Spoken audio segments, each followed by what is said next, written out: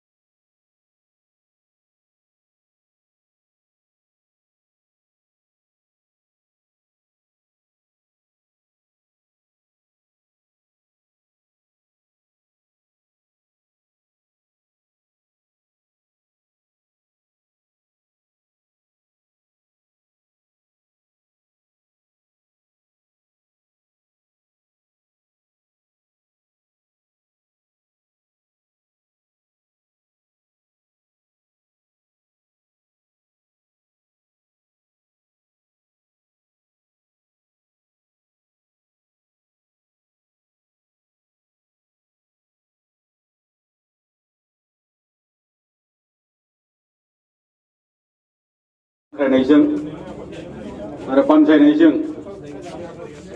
बे काजलगाव सदरनिनो लांगोनायाव थानाय बे फ्रेन्डशिप कमिउनिटि हलाव जुथुमनाय जे खुद्रिनाय दिन्थिफुंनाय बे हाबाफारिखौनो दैदेननाय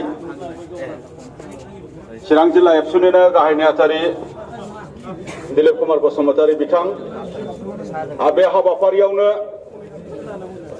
बाहागो लानो हानाय एसे सिगाङावसो बिबुंथि लाखिलांनाय एबसुनिनो लोगो आफादगिरि मानगोनां खोरोमदाव औवारी बिथां आरो हाबाफारियाव बाहागो लानो हानाय चिरां जिल्ला बर' थुनलाइ आफादनि मानगोनां आफादगिरि नगेन नार्जारी आदा बिथां बे हाबाफारियावनो बाहागो लानो हानाय चिरां जिल्ला ट्राइबेल संघनि गाहाय नेहाथारि सुखेल बसुमतारी बिथां चिरां जिल्ला एबसुनिनो आफादगिरि राजु कुमार मुसाहारि बिथां बाहागो लानो हानाय गासै एबसुनि दैदेनगिरि बिथांमोन दाब दाब कलेज स्कुलनिफ्राय नुजाफैनो हानाय आंगोनिबो आंगो फरायसा फरायसुलि लोगो नोंथांमोन दाब दाब गामिनिफ्राय नुजाफैनो हानाय सिबिजाथाव मानिनां रायजो राजा नोंथांमोन गुबुन गुबुन माहारियारि आफादनिफ्राय बाहागो लानो हानाय साफ्रोमबो मानिजाथाव नोंथांमोन बे समाव दुलाराय बर' फरायसा आफादा बिटिआरनि मोनब्रै जिल्लायाव खुद्रिनाय दिन्थिफुंनाय हाबाफारि फुंबिलिनि 11 रिंगानिफ्राय सानजौफु 1 रिंगासिम जे मावफुंनांगौनि जे बिथोन होनाय बे हाबाफारिया दिनै क'क्राझारनिफ्राय लानानै चिरां क'क्राझार आरो बाक्सा उदालगुरि जोङो दिनै बे हाबाफारिखौ जोङो मावफुंनो हाबाय बे हाबाफारिनि गेजेरजों जोङो जोंनि एबसुआ मा सानो बे जाथायनि सायाव एबसुआ मा लुबैयो बे जाथायनि सायाव बे बाथ्राखौ जोङो भारत सरकारनिसिम मिथिहोनो आरो दिन्थिफुंनो थाखाय खालामनाय जे हाबाफारि बे हाबाफारिखौ नोंथांमोननि मददजों जोङो दिनै खालामनो हाबाय जोङो बेवहाय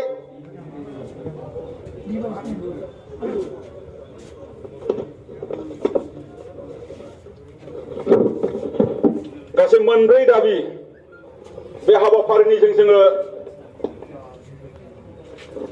आसामनिनो doctor Himanta Biswa Sarma honourable chief minister of Assam Chirang जिल्ला बेंगिरिनि आखाइजों मोनहैहोनाय बा मोनहोनाय बेबायदि मोनसे जोङो दाबि बिलाइ जोङो बेवहाय रनसायदों आरो बेवहाय गासै मोनब्रै दाबि बे मोनब्रै दाबिखौ जोङो सरकारनिसिम जोङो दैथायहरदों दिनैनि बे हाबाफारिजों। से नम्बर दाबियानो जाहैबाय इम्पार्शियल जुडिशियेल इनक्वायरि, जेखुनु बेवहाय बायासनेस गैयै जुडिशियेल बिजिरसालिनि मोनसे बिजिरनाय रिटायार्ड सासे जाजखौ दायित्व होनायनि गेजेरजों बेबायदि जोङो बे दाबिखौ दैथायहरदों। जुडिशियेल इनक्वायरिखौ जोङो बिनि थाखायनो जों बिदों दिनै सासे अफिसारा सासे अफिसारखौ इनक्वायरि खालामोब्ला मालाबा नोङो बायासनेस अननायबो फैनानै बै दायनिगिरिखौ बासायनोबो हायो। दा बेखायनो जोङो गोजौ बिजिरसालिनि रिटायार्ड जाज जायखिजाया रिटायार्ड जाजनि दैदेननायनि गेजेरजों मोनसे जुडिशियेल इनक्वायरि खालामनाय जाथों होननानै जोङो बे दाबिखौ जों होदों। 1 नम्बर। 2 नम्बराव जोङो दाबिखौ होदों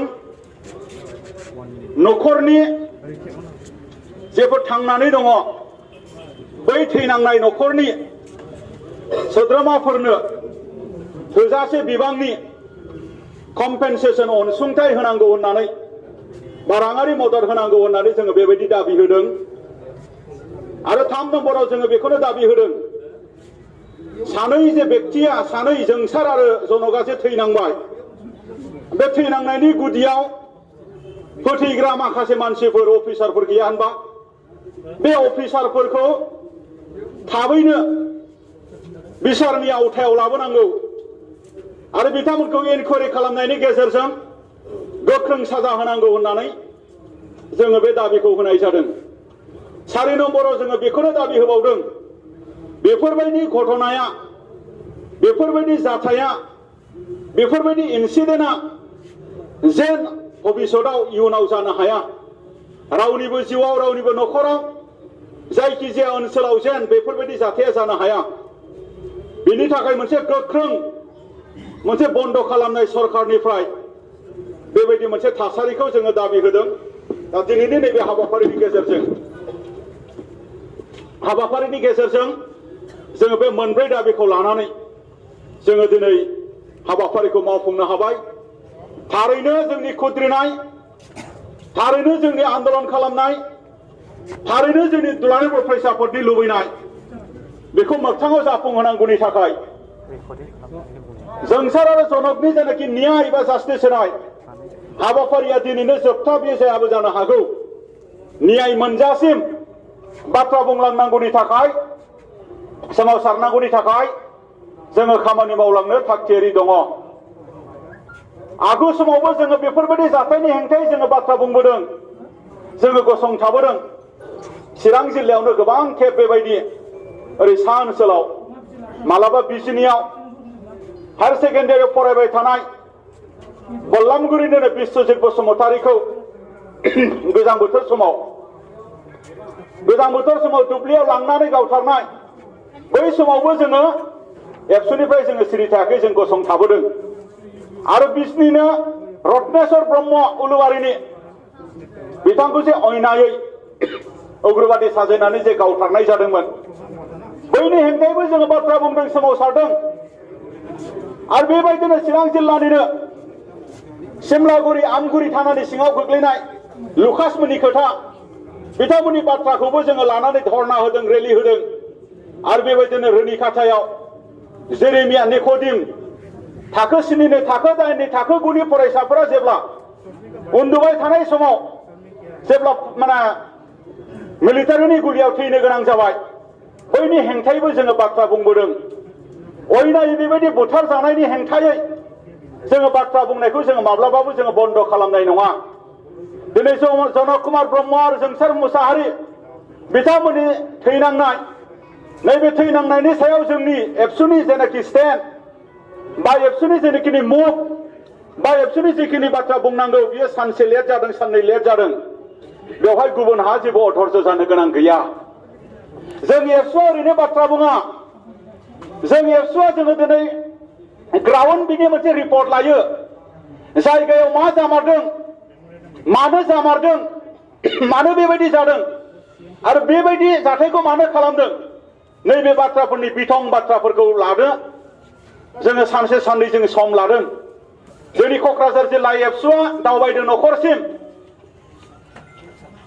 जोंनि जाहारबारि एबसुआ दावबायदों जायगासिम आरो जोंनि टिपकाय आन्चलिक एबसुआ दावबायदों जनक कुमार ब्रह्म बिथांनि न'सिम खबर लादों खबर लानायनि उनाव घटनाखौबो जोङो खबर लाबाय इन्टेलिजेन्स जोंहाबो जोंनि सर्सनि दङ बेजोंबो जोङो नायबिजिरजोब्बाय जोङो मोनबाय जे नंगौ बे घटनाया फेक एनकाउन्टार बिनि उनाव जोङो रायलायलायबाय रायलायलायनायनि गेजेरजों जों थांखि लाबाय जों बाथ्रा बुंनांगोन जों आन्दलन खालामनांगोन चिरांनिनो एबसु अफिसाव मिरु एबसुनि मानगोनां आफादगिरि दिपेन बर' बिथांनि दैदेननायजों मानगोनां खोरोम दाउवारि लोगो आफादगिरि जों आरो क'क्राझार जिल्ला आरो चिरां जिल्लानि एबसुनि बिबानगिरिफोरखौ लानानै नै मैया सानसे सिगां जोङो प्रेस मिट खालामदों प्रेस मिटखौ नोंथांमोना मिडियानि गेजेरजों नुदों नोंथांमोना जोंनि स्टेन्डआ मा जोंनि दाबिया मा बिनि उनाव जोङो मैया न'खरसिम जोङो दावबायदों जोंसार मुसाहारिनि न'खरसिम जोङो दावबायहैनानै जोङो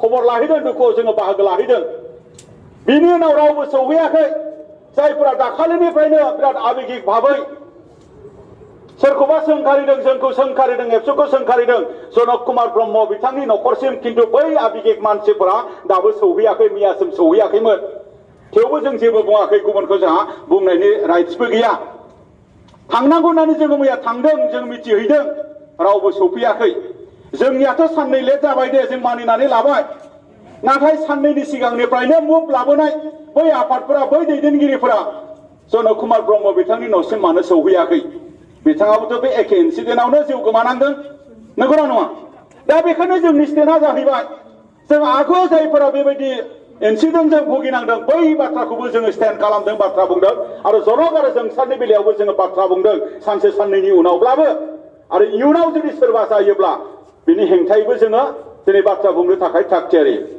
जाथायखौ जागोन होननानै सोर मिथियो जाथायखौ जागोन होननानै मिथियोबाथ' जोंबो दिल्लीयाव थाङा एकर्ड इमप्लिमेन्टेसननि थाखाय जाथायखौ जागोन होननानै मिथियोबा खोरोम दाउवारि बिथाङाबो साननै सानथाम गुवाहाटियाव जिरायनानै खामानि मावबाय थानाङा एकर्ड इमप्लिमेन्टेसननि थाखाय जों दिल्लीयाव दङ गुवाहाटियाव दङ जोंनि जिल्ला खोन्दोनि बिबानगिरिफोरा दिनै खबर लादों दा जोङो दिनै स्टेन्डखौ जों क्लियार खालामदों जे जुक्तिखौ जों क्लियार खालामदों जे जोङो नैबे खामानिखौ मावगोन स्टेप बाय स्टेप थाङाखैनोबा जोंनिया प्रेस मिटनि उनाव न'खरसिम थांबाय बिनि उनाव जोङो दिनै नैबे धर्नाखौ लाबाय बिनि उनाव जोङो मेम'रेन्डाम जों हरबाय बिनि उनाव जोङो फल' आप खालामबावगोन बिनि उनाव जुदि एक्सन जुदि जेबो जायाखैब्ला बिनि एक्टिभिटिखौ जों लांबाय थागोन एबसुखौहाय रावहाबो सन्देह खालामनो गोनां गैया सोर बेसेबां खामानि मावनो हायो मोजां खामानि मावनो हायोबा जों साबायखर होगोन आरो एथबां बर' हारिनि थाखाय जौगानायनि आरो गोजोननि थाखाय सुबुं रैखाथिनि थाखाय खामानि मावग्रा आफाद ओंखारबायब्ला खुब बरायथाव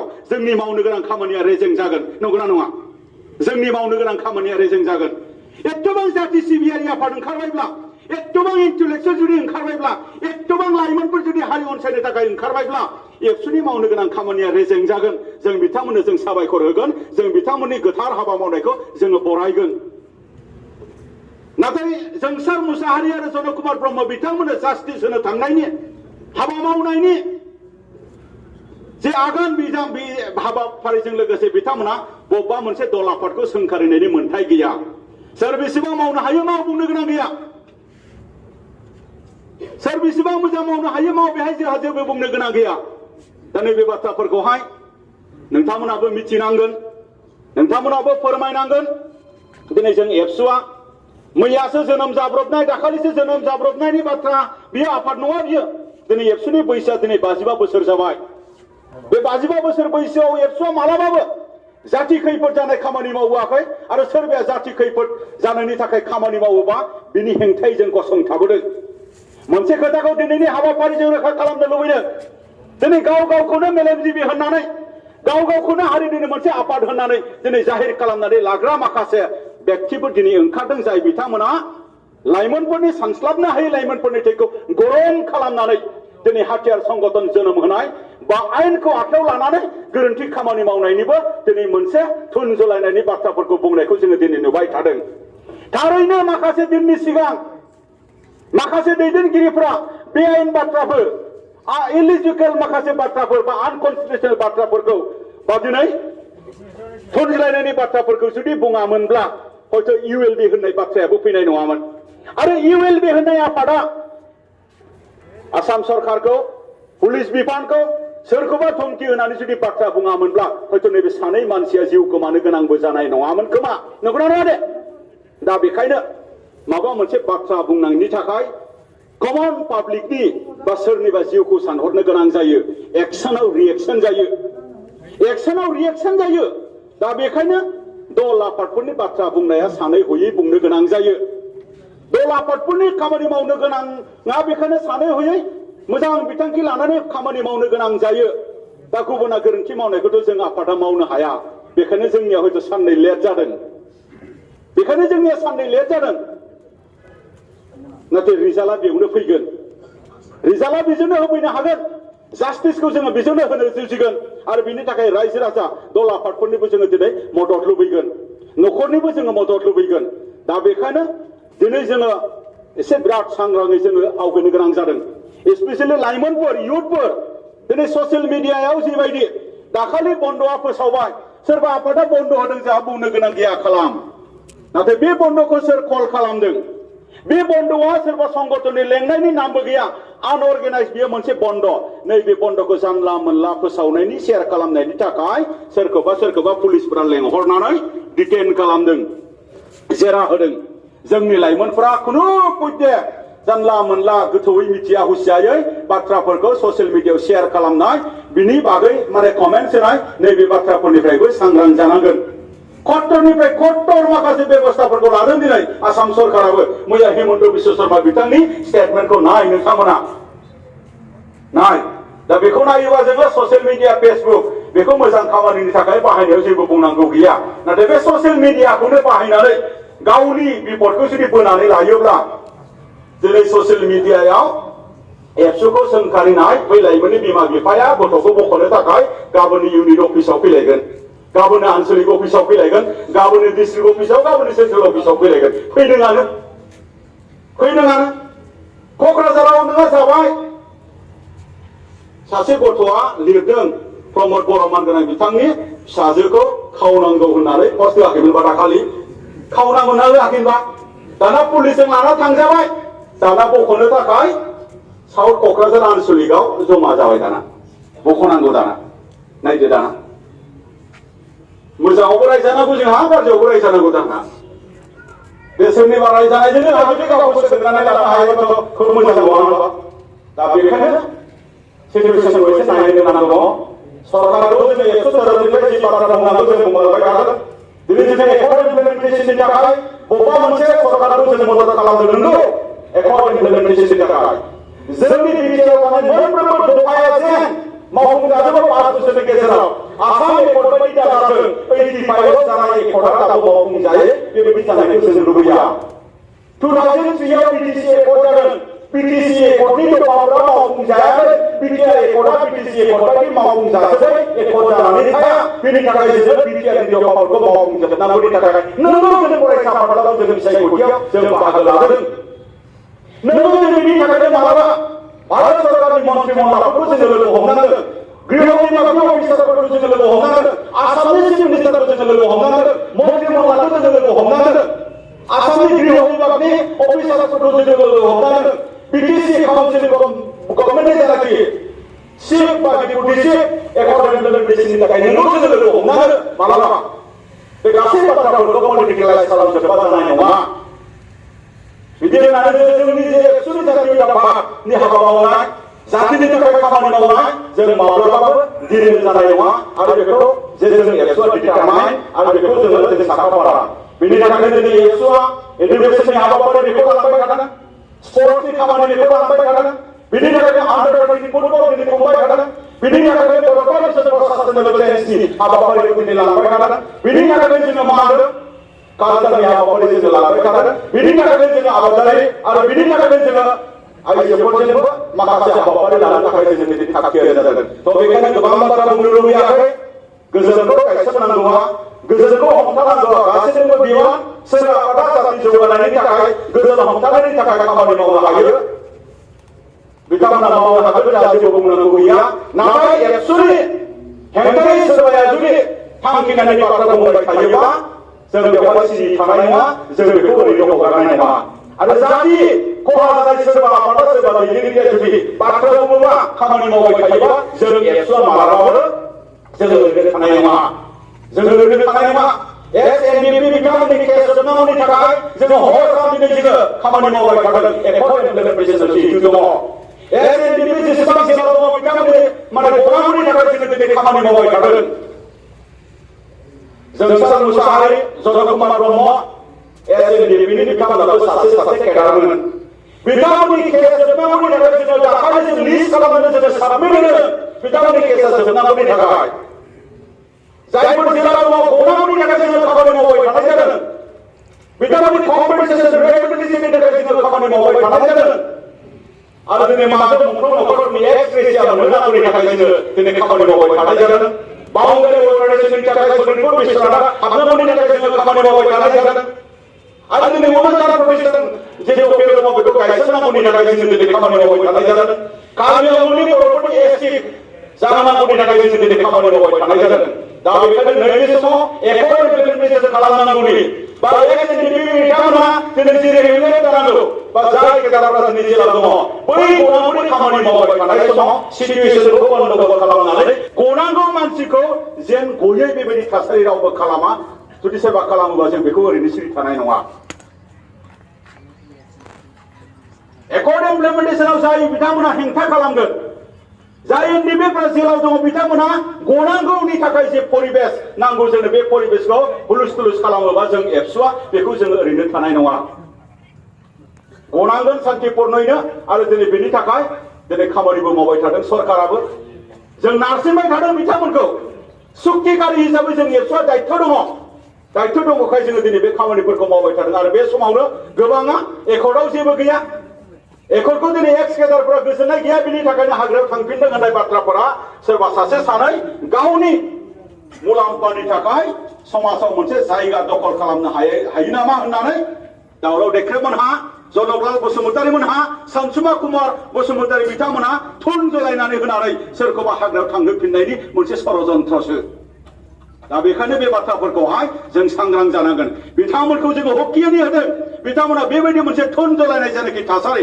बेखौ लाबोयोब्ला जों एबसुआ ओरैनो थानाय नङा आं बेखिनि बाथ्राखौ बुंबाय आरो दिनैनि नैबे हाबाफारिनि गेजेरजों जोङो गोजोनखौ जोङो लाबोनो हागोन आरो जे सानै जेनाखि फंबायफोरा जेनाखि बुथारजादों बे जास्टिसखौ जोङो होफैनो हागोन जोंहा मोनसे बिश्वास दङ गासैनिसिमबो साबायखर बावनानै आंनि बुंनायखौ एसेखिनियाव फोजोबबाय गोजोनथों